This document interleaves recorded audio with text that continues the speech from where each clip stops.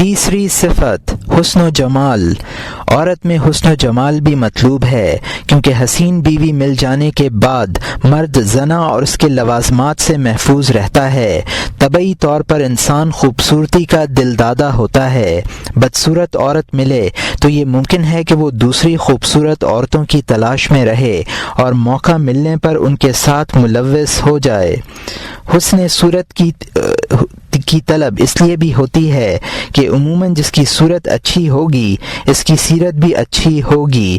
گزشتہ صفحات میں ہم نے اس پہلو پر خاص طور پر زور دیا ہے کہ شادی کے لیے لڑکی کے انتخاب میں تدین کا لحاظ رہنا چاہیے، اور یہ حدیث بھی نقل کی ہے کہ کسی عورت سے اس کے حسن و جمال کے لیے شادی مت کرو۔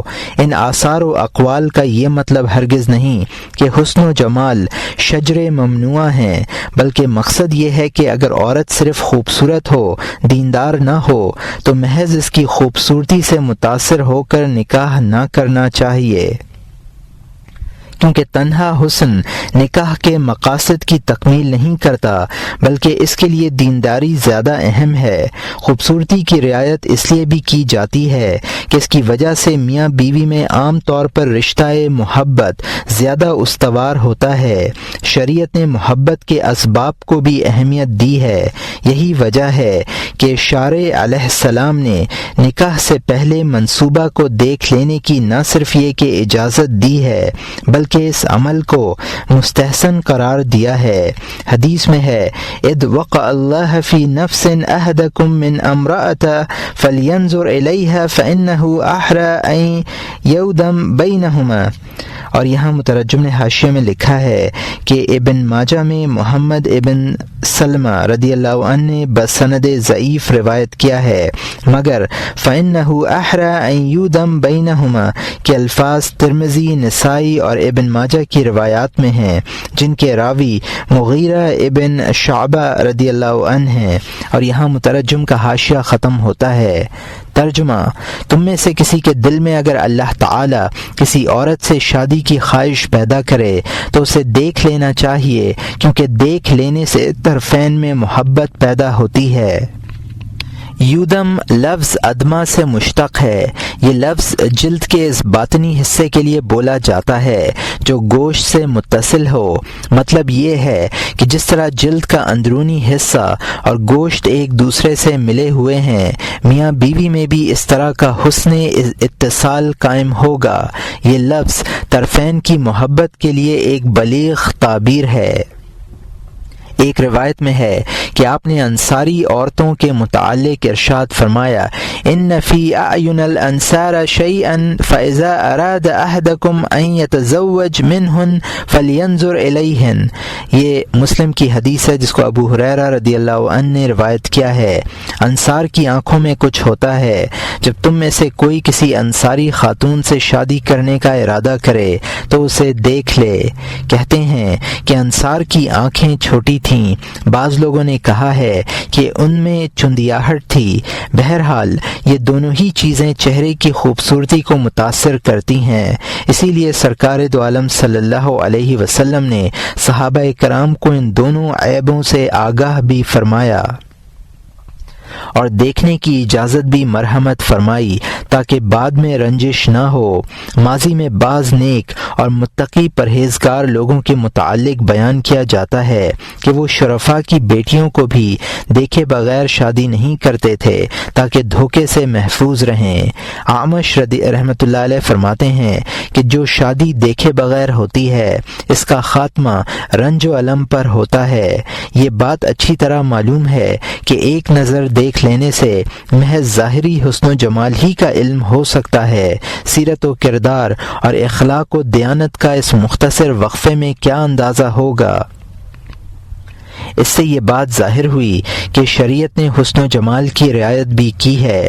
روایات میں ہے کہ حضرت عمر رضی اللہ عنہ کے زمانہ خلافت میں ایک شخص نے خصاب کر کے کسی جوان لڑکی سے شادی رچا لی تھی۔ چند دن بعد جب خصاب اترا تو سفیدی ظاہر ہوئی۔ لڑکی کے گھر والے حضرت عمر رضی اللہ عنہ کی خدمت میں حاضر ہوئے اور عرض کیا کہ ہم تو اس شخص کو جوان سمجھ کر شادی کی تھی، ہم نے تو اس شخص کو جوان سمجھ کر شادی شادی کی تھی۔ حضرت عمر رضی اللہ عنہ نے اس شخص کو بلایا اور قرار واقعی سزا دی۔ حضرت بلال حبشی رضی اللہ عنہ اور حضرت صہیب رضی اللہ عنہ کے متعلق بیان کیا جاتا ہے کہ یہ دونوں حضرات کسی قبیلے میں گئے اور لوگوں سے کہا میں بلال ہوں اور یہ میرے بھائی صہیب ہیں، ہم گمراہ تھے، اللہ نے ہمیں ہدایت سے نوازا، ہم غلام تھے، اللہ نے ہمیں آزاد کیا، ہم مفلوق الحال تھے، اللہ نے ہمیں فارغ البالی عطا فرمائی، اگر تم اپنی لڑکیوں سے ہماری شادی کر دو تو الحمدللہ اور نہ کرو تو سبحان اللہ، ہم واپس چلے جائیں گے۔ قبیلہ والوں نے کہا آپ واپس نہ جائیں، ہم اپنی لڑکیوں سے آپ کی شادی کرنے کے لیے تیار ہیں۔ بعد میں صہیب رضی اللہ عنہ نے بلال رضی اللہ عنہ سے کہا کہ اگر آپ اپنے اور میرے تعارف میں ان قربانیوں کا ذکر بھی کر دیتے جو ہم نے سرکار دو عالم صلی اللہ علیہ وسلم کی خاطر دی ہیں تو بڑا اچھا ہوتا۔ بلال رضی اللہ عنہ نے فرمایا چپ رہو صہیب، تم نے سچ بولا، یہی سچائی تمہاری شادی کرا رہی ہے۔ جہاں تک فریب کا تعلق ہے وہ ظاہری شکل و صورت میں بھی ہو سکتا ہے اور باطنی سیرت و کردار میں بھی۔ ظاہر کا فریب دیکھ لینے سے دور ہو سکتا ہے اور باطن کا فریب دور کرنے کا طریقہ یہ ہے کہ کسی ایسے شخص سے جو عقل مند، راست گو اور ظاہر و باطن کے احوال سے واقف ہو، حالات معلوم کیے جائیں۔ ایسے شخص کا غیر جانبدار ہونا بھی ضروری ہے تاکہ نہ وہ عورت کی تعریف میں مبالغہ کرے اور نہ اس کی طرف غلط باتیں منسوب کرے۔ یہ بات ہم اس لیے کہہ رہے ہیں کہ آج کل شادی بیاہ کے معاملات میں لوگوں کی طبیعتوں میں افراط و تفریط زیادہ ہے۔ اس سلسلے میں سچ بولنے والے لوگ بہت کم ہیں۔ فریب دہی اور مغالطہ انگیزی کی کوششیں زیادہ ہونے لگی ہیں۔ بہرحال جو شخص اپنے نفس پر قابو نہ رکھتا ہو اور اسے یہ ڈر ہو کہ بدصورت یا معمولی شکل و صورت رکھنے والی بیوی اسے اجنبی عورتوں کو دیکھنے اور ان کے پیچھے دوڑنے سے نہ روک سکے گی تو اس سلسلے میں احتیاط سے کام لینا چاہیے۔ ہاں اگر کوئی شخص ادائے سنت، حصول اولاد اور گھریلو نظم کے لیے نکاح چاہتا ہو تو اسے حسن و جمال کی ضرورت نہیں ہے، اور یہ بات زہد و تقوی سے قریب تر بھی ہے، کیونکہ حسن و جمال بہرحال دنیاوی چیزیں ہیں اور عارضی ہیں، اور یہ اور بات ہے کہ بعض اوقات حسن و جمال سے دین پر مدد ملتی ہے۔ حضرت ابو سلیمان دارانی رحمۃ اللہ علیہ فرماتے ہیں کہ زہد ہر چیز میں ہوتا ہے، یہاں تک کہ اس بوڑھی عورت میں بھی ہوتا ہے جس سے کوئی شخص دنیا میں زہد اختیار کرنے کے لیے شادی کر لے۔ مالک بن دینار رحمۃ اللہ علیہ فرماتے ہیں تم لوگ یتیم اور مفلس لڑکی سے شادی نہیں کرتے، حالانکہ اسے اپنانے میں اجر و ثواب کے علاوہ دنیاوی نقطۂ نظر سے بھی بڑی سہولت ہے۔ اگر تم اسے معمولی کھانا کھلا دو، معمولی کپڑے پہنا دو تو وہ کوئی شکایت نہیں کرے گی۔ اس کے برعکس تم دنیا دار عمرہ اور ذی حیثیت لوگوں کی بیٹیوں سے شادی کرتے ہو، حالانکہ وہ تمہیں اپنی خواہشات کے بوجھ میں دبا دیتی ہیں اور نئے سے نئے کپڑے اور اچھے سے اچھے کھانے کی فرمائش کر کے تمہارا ناطقہ بند کر دیتی ہیں۔ امام احمد رحمۃ اللہ علیہ نے دو حقیقی بہنوں کے متعلق دریافت فرمایا کہ ان میں عقل مند کون ہے؟ لوگوں نے عرض کیا فلاں لڑکی عقل مند ہے لیکن بدقسمتی سے آنکھوں سے محروم ہے۔ فرمایا میرا نکاح اسی اندھی لڑکی سے کر دو۔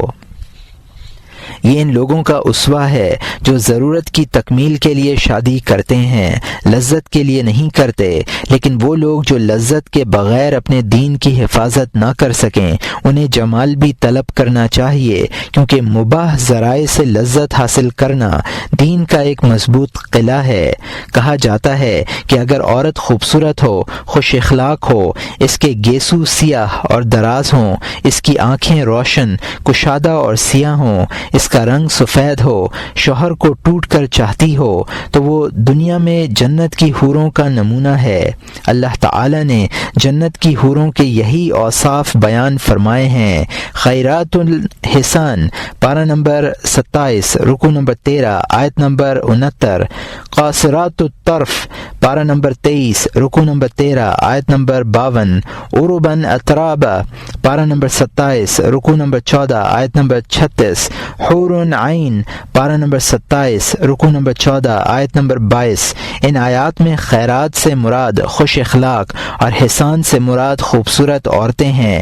قاصرات الطرف سے وہ عورتیں مراد ہیں جو صرف شوہر کو مرکز نظر بنائیں۔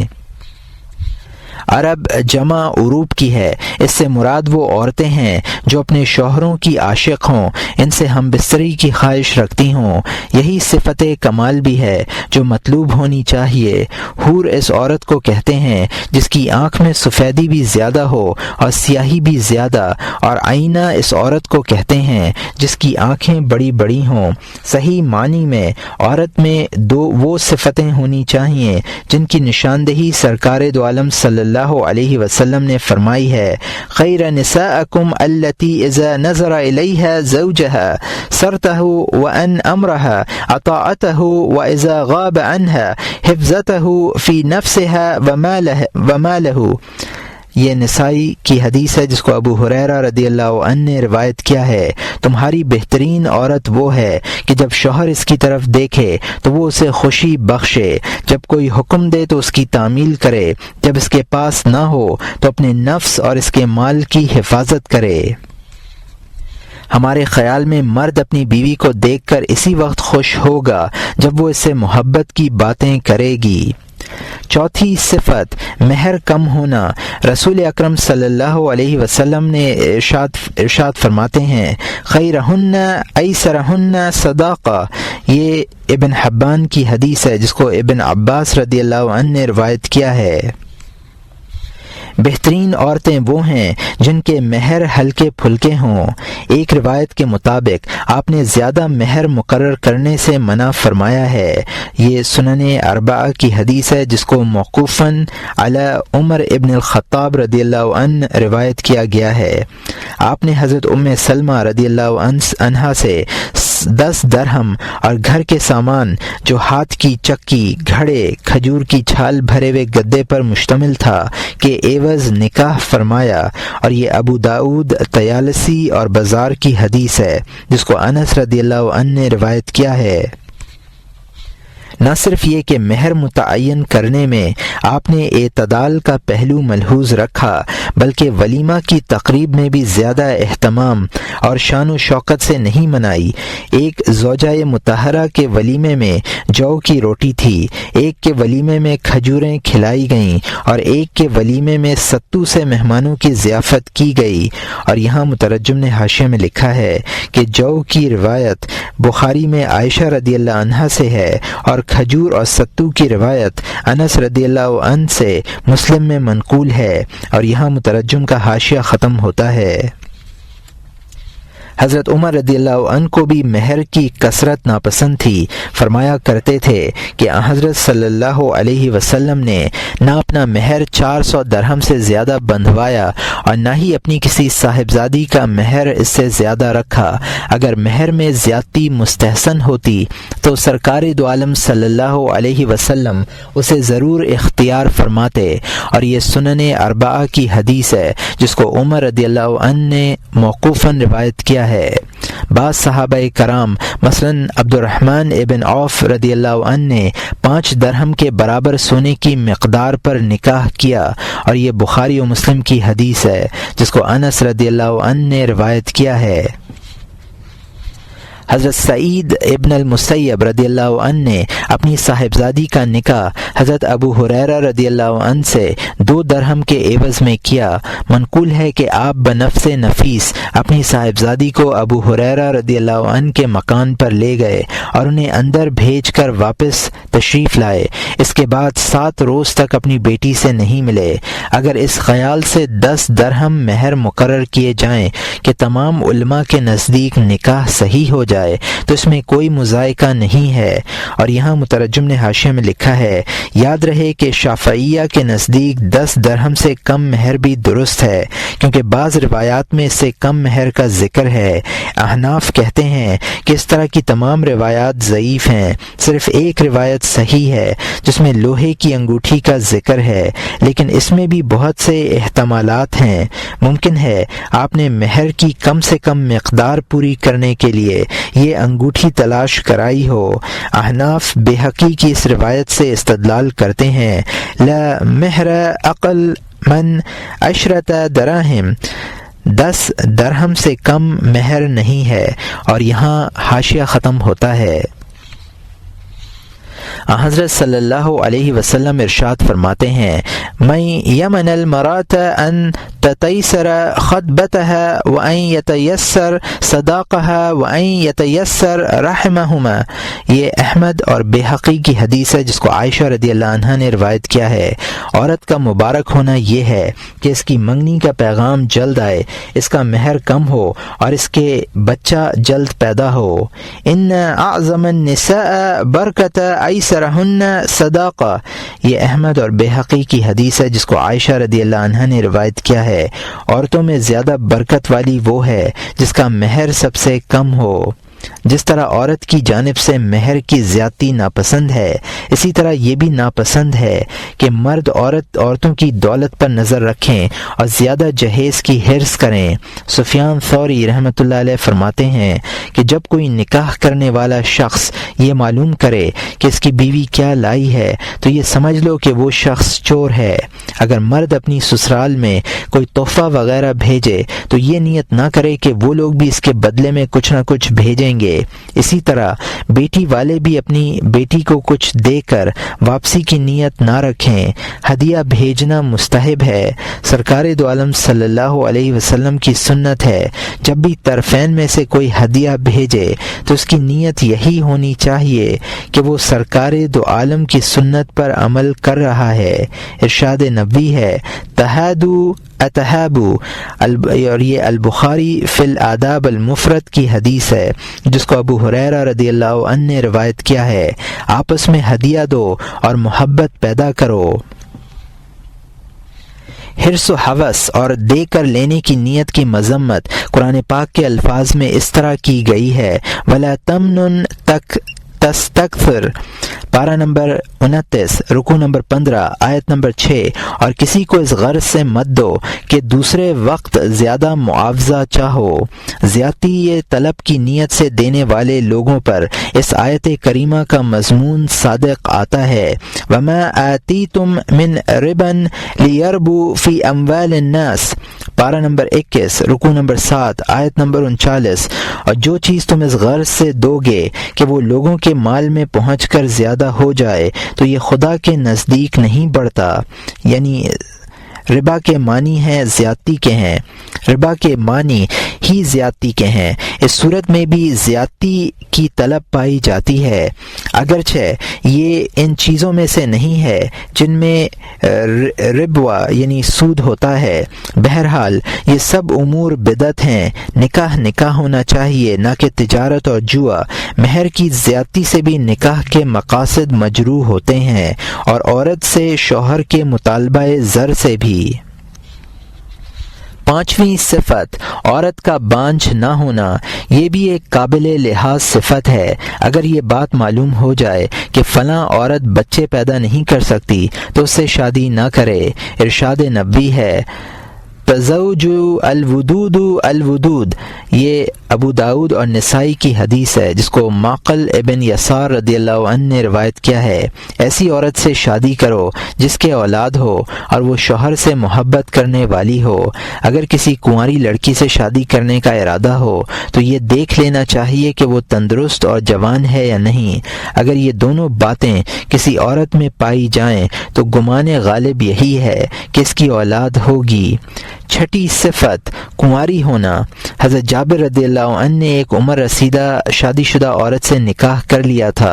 جب وہ سرکار دو عالم صلی اللہ علیہ وسلم کی خدمت میں حاضر ہوئے تو آپ نے ان سے ارشاد فرمایا، ہلا بکر تلاعبها و تلاعبک، یہ بخاری و مسلم کی حدیث ہے جس کو جابر رضی اللہ عنہ نے روایت کیا ہے۔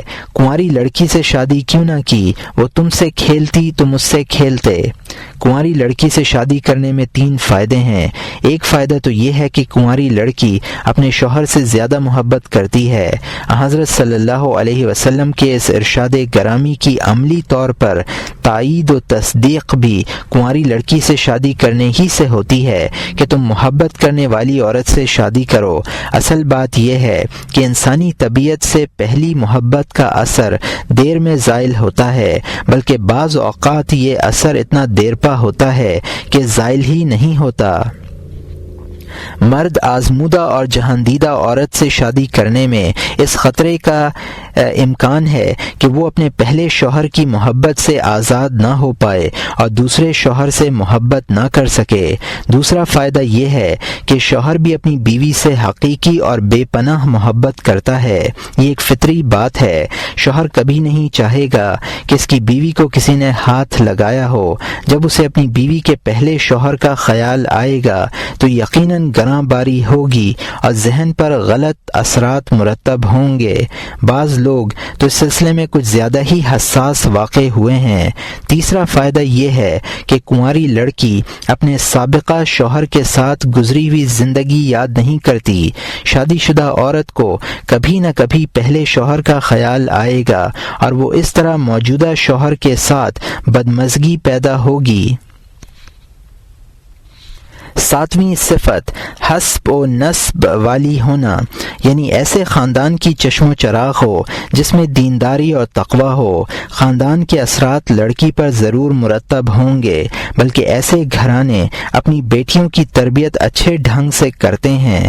اگر لڑکی کسی بے دین گھرانے سے ہوئی تو نہ وہ خود تربیت یافتہ ہوگی اور نہ اپنی اولاد کی تربیت اچھی طرح کر سکے گی۔ اسی لیے سرکار دو عالم صلی اللہ علیہ وسلم نے صحابہ کرام رضوان اللہ علیہم اجمعین سے فرمایا، ایاکم وخدر الدمن، فقیل وما خدر الدمن، قال المرأة الحسنہ فی المنۃ السوء۔ یہ دارقطنی کی حدیث ہے جس کو ابو سعید الخدری رضی اللہ عنہ نے روایت کیا ہے۔ غلاظت کے ڈھیر پر اگی ہوئی سبزی سے بچو۔ عرض کیا گیا، یا رسول اللہ، خضراء و دمن سے آپ کی مراد کیا ہے؟ فرمایا، برے خاندان کی خوبصورت لڑکی۔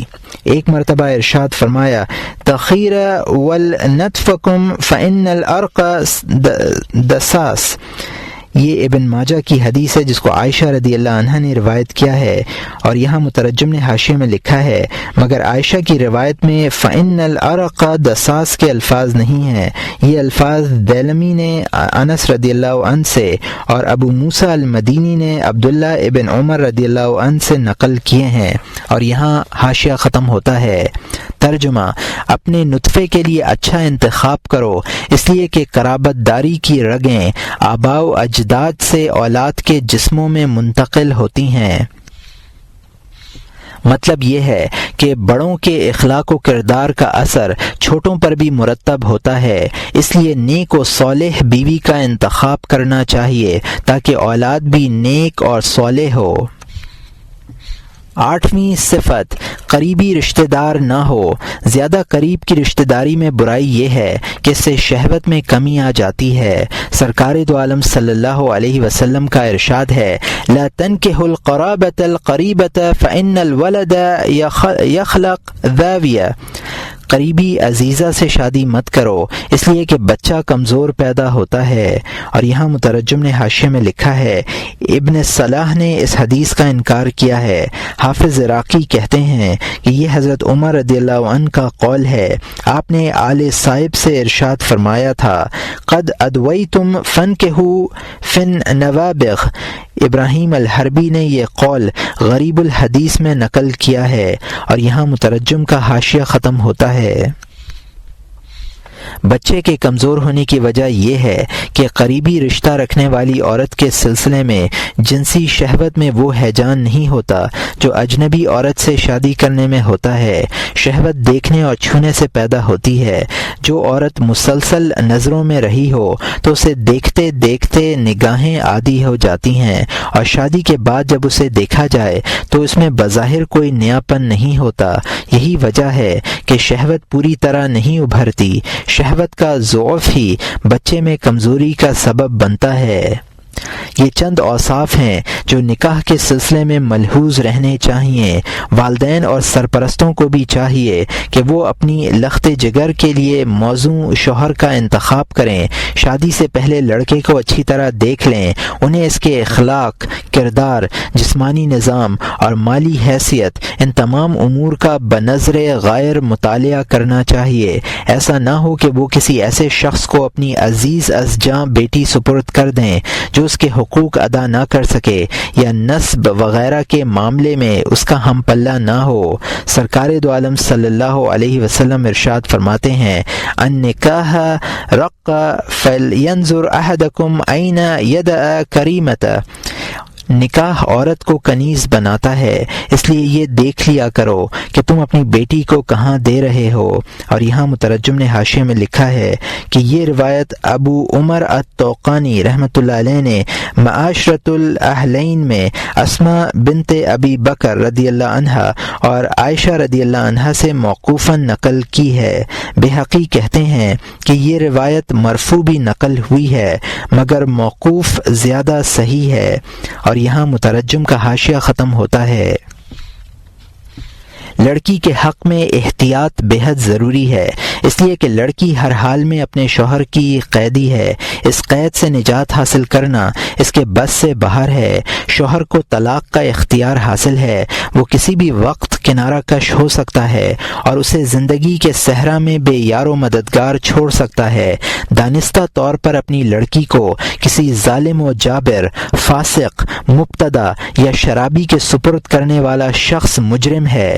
وہ باری تعالیٰ کے غیظ و غضب کا مستحق ہے، کیونکہ اس نے قطع رحمی اور سوء انتخاب کی بدترین مثال قائم کی ہے۔ سرکار دو عالم صلی اللہ علیہ وسلم ارشاد فرماتے ہیں، من زوج کریمتہ من فاسق فقد قطع رحمہ۔ یہ ابن حبان فی الضعفاء کی حدیث ہے جس کو انس رضی اللہ عنہ نے روایت کیا ہے۔ جس شخص نے کسی فاسق سے اپنی بیٹی کی شادی کی اس نے قطع رحمی کی۔ ایک شخص نے حضرت حسن بصری رحمۃ اللہ علیہ سے عرض کیا، میری لڑکی کے لیے بہت سے رشتے آئے ہیں، آپ کے خیال میں لڑکا کیسا ہونا چاہیے؟ فرمایا، اس لڑکے کا انتخاب کرو جس کے دل میں خدا کا خوف ہو، جو تمہاری بیٹی سے محبت کرے تو اس کی محبت میں تعظیم کا پہلو نمایاں ہو، اور اگر کسی وجہ سے ناراض ہو تو ظلم نہ کرے۔ تیسرا باب، آداب زندگی۔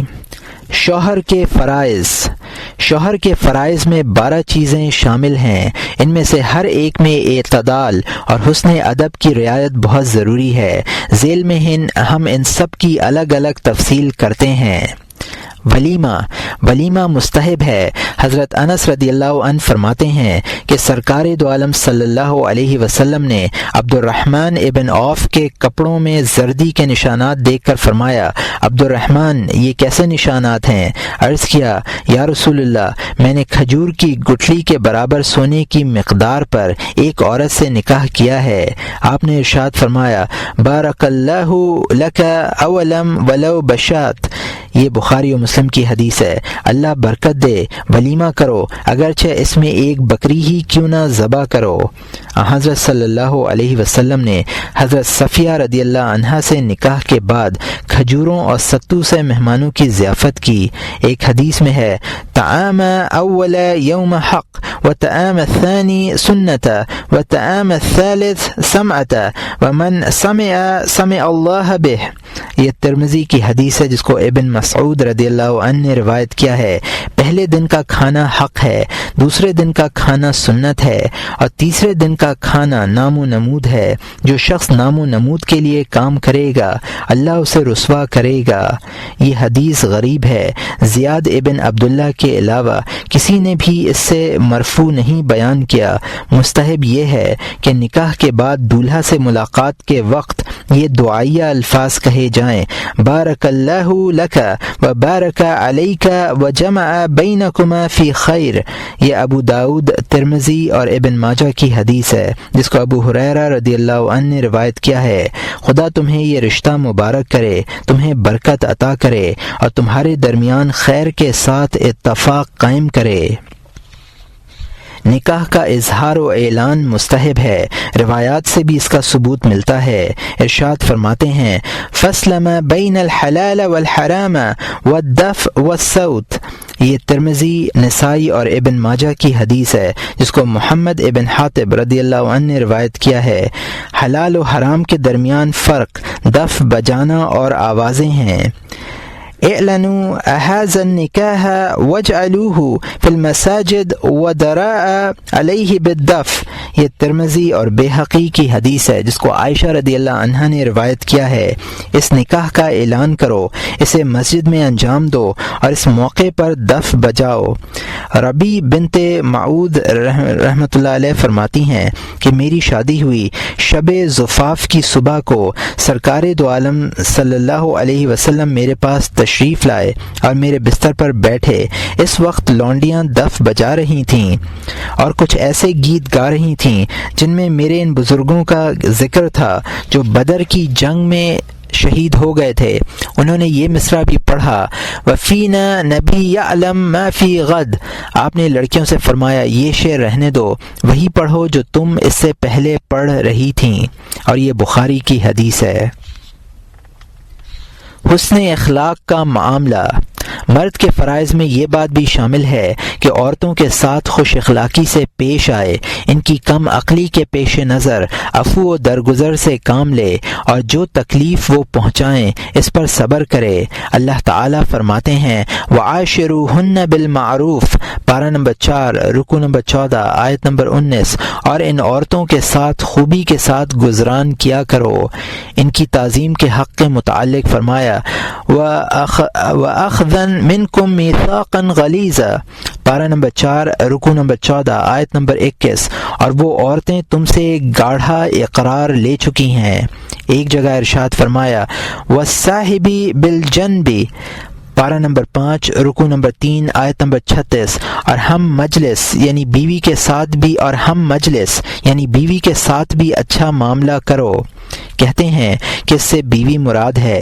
روایت میں ہے کہ مرض الوفات میں آپ نے 3 وصیتیں فرمائیں۔ یہ وصیتیں بیان کرتے آپ کی آواز دھیمی پڑ گئی۔ فرمایا الصلاۃ الصلاۃ وما ملکت ایمانکم لا تکلفوہم ما لا یطیقون، اللہ فی النساء فإن اعوان فی ایدیکم اخذتموہن بعہد اللہ واستحللتم فروجہن بکلمۃ اللہ۔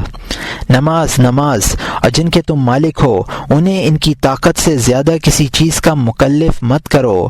عورتوں کے معاملے میں اللہ سے ڈرو، اس لیے کہ عورتیں تمہارے ہاتھوں میں اسیر ہیں۔ تم نے ان کو اللہ تعالیٰ کے عہد سے حاصل کیا ہے اور ان کی شرمگاہوں کو اللہ تعالیٰ کے کلمے سے حلال کیا ہے۔ ایک حدیث میں حضرت صلی اللہ علیہ وسلم کا یہ ارشاد نقل کیا گیا ہے کہ جس شخص نے اپنی بیوی کی بدمزاجی پر صبر کیا اور اللہ تعالیٰ اسے اتنا اجر دے گا جتنا حضرت ایوب علیہ السلام کو ان کے صبر کرنے پر دیا ہے، اور جس عورت نے اپنے شوہر کی بد اخلاقی پر صبر کیا اسے اتنا ثواب ملے گا جتنا ثواب فرعون کی بیوی حضرت آسیہ کو عطا ہوا ہے۔ اور یہاں مترجم نے حاشیے میں لکھا ہے کہ مجھے اس کی اصل نہیں ملی، اور یہاں مترجم کا حاشیہ ختم ہوتا ہے۔ یہ بات بھی یاد رکھنی چاہیے کہ بیوی کے ساتھ خوش اخلاقی سے پیش آنے کے یہ معنی نہیں ہے کہ اسے کوئی تکلیف نہ پہنچائی جائے، بلکہ یہ معنی ہے کہ اگر وہ تکلیف پہنچائے تو اس پر صبر کیا جائے اور سرکار دو عالم صلی اللہ علیہ وسلم کے اسوہ پر عمل کرتے ہوئے عفو و درگزر سے کام لیا جائے۔ بعض ازواج مطہرات آپ کو جواب دے دیا کرتی تھیں اور بعض ایک دن رات کے لیے بولنا چھوڑ دیتی تھیں۔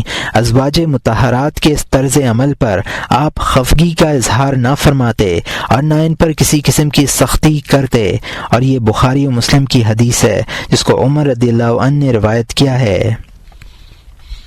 حضرت عمر رضی اللہ عنہ کی اہلیہ محترمہ نے ایک مرتبہ اپنے شوہر کی کسی بات کا جواب دے دیا۔ حضرت عمر رضی اللہ عنہ نے فرمایا، گستاخ، تو مجھے جواب دیتی ہے؟ ان کی بیوی نے سرکار دو عالم صلی اللہ علیہ وسلم کی ازواج مطہرات کا حوالہ دیا کہ وہ آپ کو جواب دے دیتی ہیں، حالانکہ حضرت صلی اللہ علیہ وسلم تم سے کہیں عالی مرتبہ ہیں۔ حضرت عمر رضی اللہ عنہ نے فرمایا، اگر ان میں حفصہ بھی ہے تو وہ بڑے گھاٹے میں رہے گی۔ اس کے بعد حفصہ رضی اللہ عنہا سے مخاطب ہو کر فرمایا کہ ابو قحافہ کی پوتی یعنی عائشہ رضی اللہ عنہا کی حرص مت کرنا، وہ تو حضرت صلی اللہ علیہ وسلم کی بے حد عزیز ہیں، تم اگر جواب دو گی تو نقصان اٹھاؤ گی۔ ایک روایت میں ہے کہ حضرت صلی اللہ علیہ وسلم کی کسی زوجہ مطہرہ نے آپ کے سینہ مبارک پر ہاتھ رکھ کر پیچھے کی طرف دھکا دیا۔ ماں نے اپنی بیٹی کی اس حرکت پر ڈانٹ پلائی۔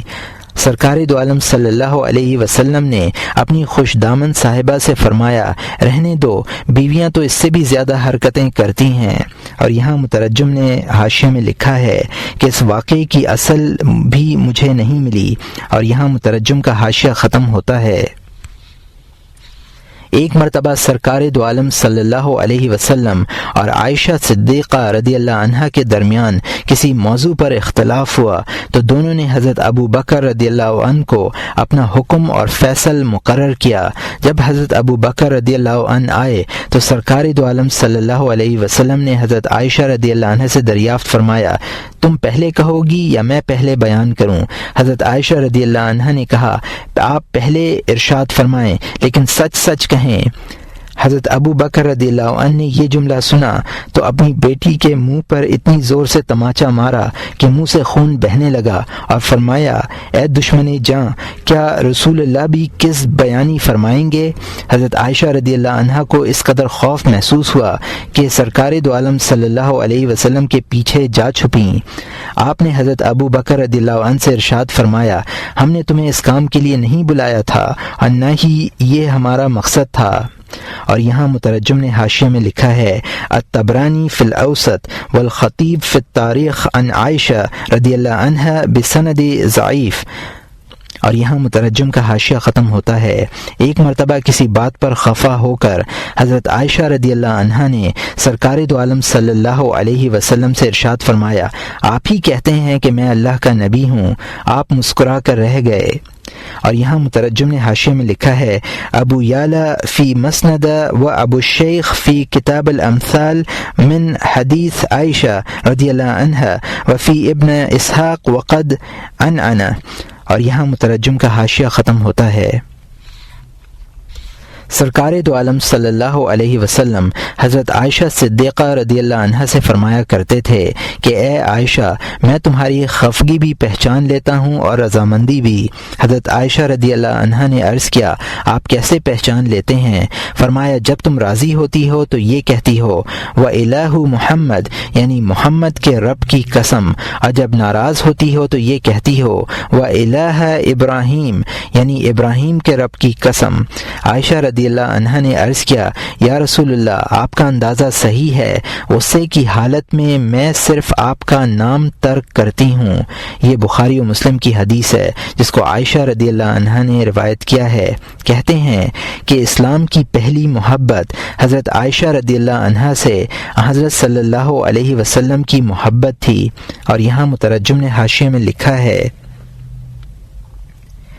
بخاری و مسلم میں حضرت عمر ابن العاص رضی اللہ عنہ کی روایت ہے، ایو الناس احب الیک یا رسول اللہ کا قول عائشہ۔ اسلام کی اولین محبت کا ذکر ابن جوزی نے انس رضی اللہ عنہ سے موضوعات میں کیا ہے، لیکن غالباً اس سے مراد مدینہ کی محبت ہے، ورنہ حضرت صلی اللہ علیہ وسلم کو حضرت خدیجہ رضی اللہ عنہا سے جس قدر والہانہ تعلق تھا اس پر صحیح روایات دلالت کرتی ہیں۔ اور یہاں مترجم کا حاشیہ ختم ہوتا ہے۔ حضرت صلی اللہ علیہ وسلم نے ایک مرتبہ حضرت عائشہ رضی اللہ عنہا سے فرمایا کہ میں تمہارے لیے ایسا ہوں جیسے زرع کے لیے ابو زرع تھا، لیکن مجھ میں اور اس میں فرق یہ ہے کہ اس نے زرع کو طلاق دے دی تھی، میں نہیں دوں گا۔ اور یہاں مترجم نے حاشیے میں لکھا ہے بخاری و مسلم بروایت عائشہ رضی اللہ عنہا، لیکن استثناء زبیر ابن بکار رضی اللہ عنہ اور خطیب رضی اللہ عنہ نے روایت کیا ہے۔ اور یہاں مترجم کا حاشیہ ختم ہوتا ہے۔ ایک مرتبہ آپ نے کسی زوجہ مطہرہ سے ارشاد فرمایا لا تؤذونی فی عائشہ فإنہ واللہ ما نزل الوحی وإن فی لحاف امرأۃ من کن غیرہا۔ یہ بخاری کی حدیث ہے جس کو عائشہ رضی اللہ عنہا نے روایت کیا ہے۔ عائشہ کے سلسلے میں مجھ کو ایذا مت پہنچاؤ، خدا کی قسم اس کے علاوہ تم میں سے کسی کے لحاف میں بھی مجھ پر وحی نازل نہیں ہوئی۔ حضرت انس رضی اللہ عنہ فرماتے ہیں کہ سرکار دو عالم صلی اللہ علیہ وسلم عورتوں اور بچوں پر بہت زیادہ شفیق اور مہربان تھے، اور یہ مسلم کی حدیث ہے۔ مزاح اور دل لگی، حسن معاشرت کے لیے مزاح اور دل لگی بھی ضروری ہے، کیونکہ اس طرح عورتوں کا دل خوش ہو جاتا ہے۔ رسول اکرم صلی اللہ علیہ وسلم اپنی ازواج مطہرات کے ساتھ مزاح بھی فرمایا کرتے تھے، اور اپنے اعمال و اخلاق میں ان کے معیار عقل کی رعایت رکھتے تھے۔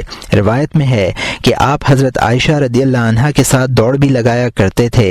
ایک مرتبہ حضرت عائشہ رضی اللہ عنہا دوڑ میں آگے نکل گئیں، پھر کسی روز مقابلہ ہوا تو آپ آگے نکل گئے۔ آپ نے ارشاد فرمایا ھذا بطلق۔ یہ ابو داؤد، نسائی اور ابن ماجہ کی حدیث ہے جس کو عائشہ رضی اللہ عنہا نے روایت کیا ہے۔ یہ اس روز کا بدلہ ہے۔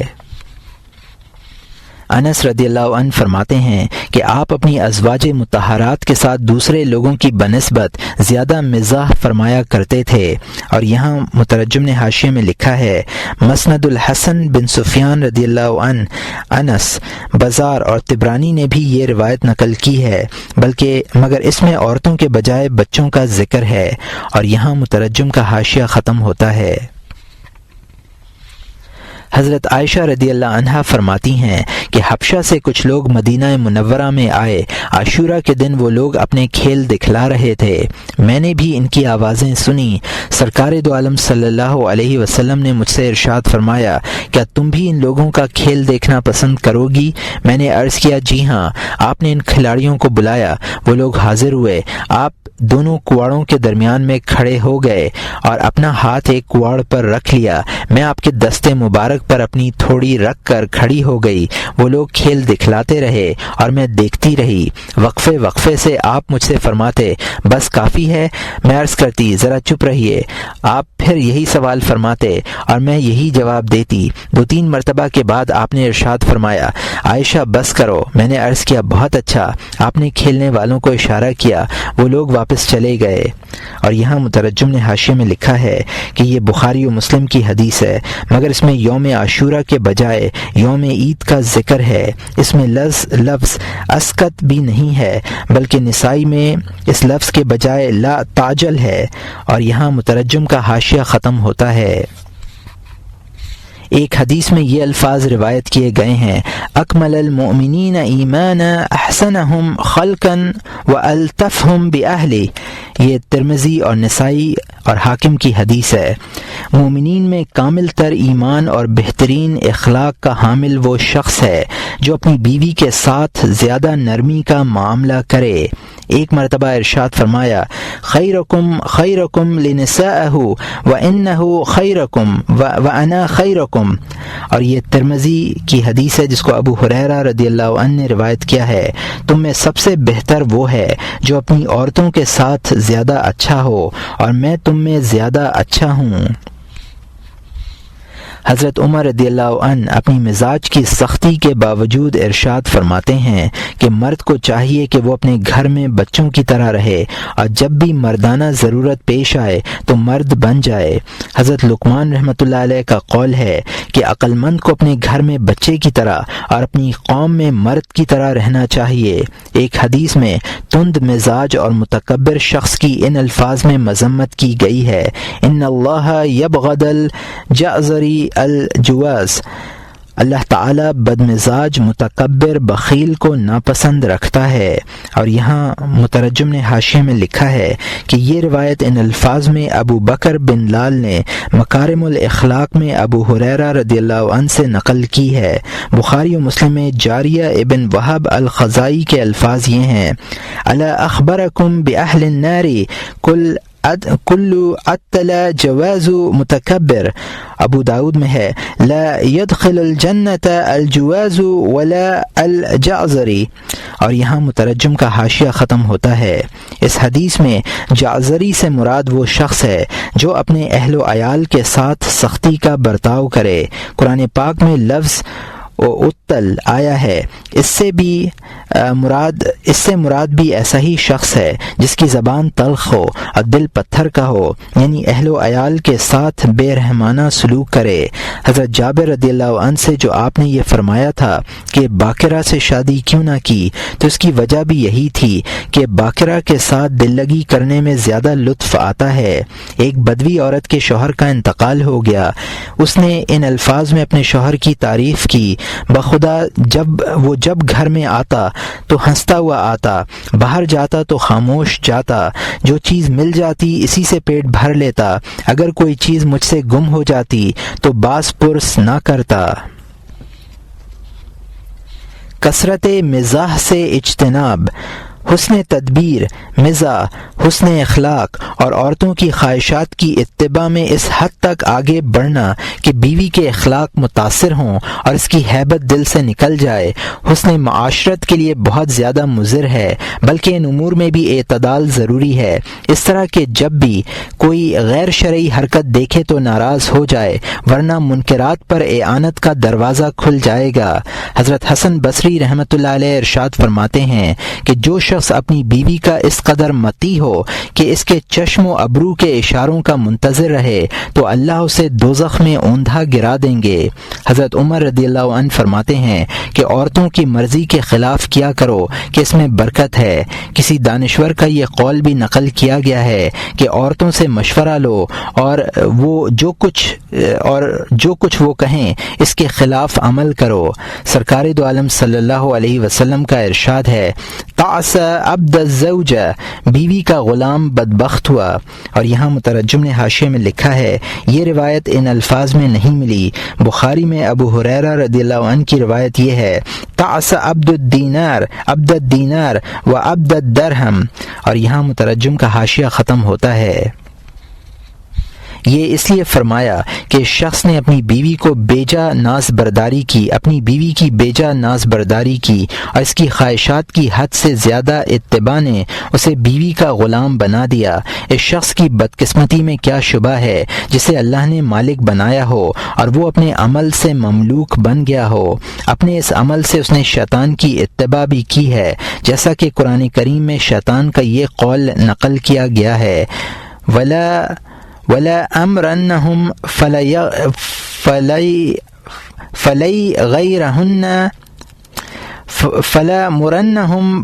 فَلَيْغَيْرَنَّ خَلْقَ اللَّهِ، پارہ نمبر 5 رکوع نمبر 15 آیت نمبر 119۔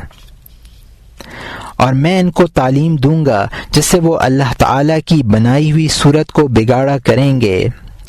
وَلَا أَمْرَنَّهُنَّ فَلَيْغَيْرُنَّ خَلْقَ اللَّهِ، مرد کا حق یہ تھا کہ اس کی اتباع کی جائے، نہ یہ کہ وہ عورت کا تابع بنے۔ اللہ تعالیٰ نے مردوں کو عورتوں پر حاکم مقرر کیا ہے۔ الرجال قوامون علی النساء، پارہ نمبر 5 رکوع نمبر 3 آیت نمبر 34، مرد حاکم ہیں عورتوں پر۔ ایک آیت میں شوہر کے لیے لفظ سید یعنی آقا استعمال کیا گیا ہے، وَأَلْفَ يَا سَيِّدِهَا لَدَى الْبَابِ، پارہ نمبر 12 رکوع نمبر 13 آیت نمبر 25، اور اور دونوں نے عورت کے شوہر کو دروازے کے پاس پایا۔ اپنے آپ کو سید سے غلام اور مدبو سے تابع بنانے کا مطلب یہ ہے گویا اس نے باری تعالی کی نعمت کی ناقدری کی۔ عورت نفس کی طرح ہے، اگر تم اس کی لگام ڈھیلی کر دو تو وہ شوخی کرے اور تمہیں گھسیٹ لے جائے، اور اگر لگام سختی سے پکڑے رکھو تو قابو میں رہے۔ حضرت امام شافعی رحمۃ اللہ علیہ فرماتے ہیں کہ 3 چیزیں ایسی ہیں کہ اگر تم ان کا اکرام کرو تو وہ تمہیں ذلیل کریں گی، اور ذلیل کرو تو وہ تمہاری عزت کریں گی۔ عورت، نوکر اور بنتی۔ مطلب یہ ہے کہ صرف نرمی اور اکرام کافی نہیں ہے، بلکہ کبھی کبھی سختی اور ڈانٹ ڈپٹ بھی ہونی چاہیے تاکہ توازن برقرار رہے۔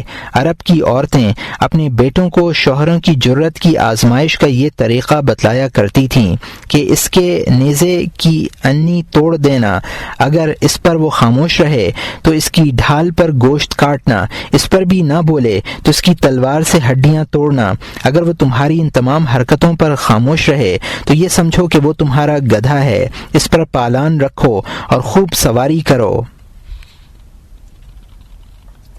عرب کی عورتیں اپنی بیٹیوں کو شوہروں کی جرت کی آزمائش کا یہ طریقہ بتلایا کرتی تھیں کہ اس کے نیزے کی انی توڑ دینا، اگر اس پر وہ خاموش رہے تو اس کی ڈھال پر گوشت کاٹنا، اس پر بھی نہ بولے تو اس کی تلوار سے ہڈیاں توڑنا، اگر وہ تمہاری ان تمام حرکتوں پر خاموش رہے تو یہ سمجھو کہ وہ تمہارا گدھا ہے، اس پر پالان رکھو اور خوب سواری کرو۔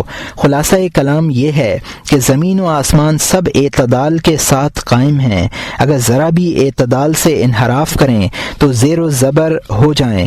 عقل مند کو چاہیے کہ وہ عورت کی موافقت اور مخالفت میں اعتدال کی راہ اپنائے رہے اور ہر بات میں حق کی اتباع کرے تاکہ عورتوں کے شر سے محفوظ رہے۔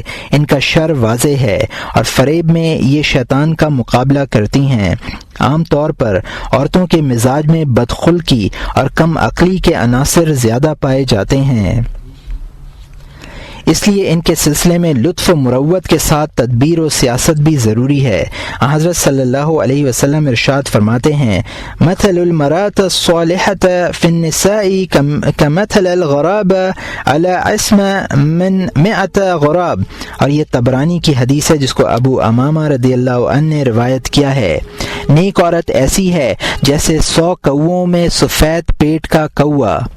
حضرت لقمان علیہ السلام نے اپنے بیٹے کو جو نصیحتیں فرمائی تھیں ان میں یہ نصیحت بھی تھی کہ بیٹے بری عورتوں سے بچتے رہنا، وہ تجھے وقت سے پہلے بوڑھا کر دیں گی۔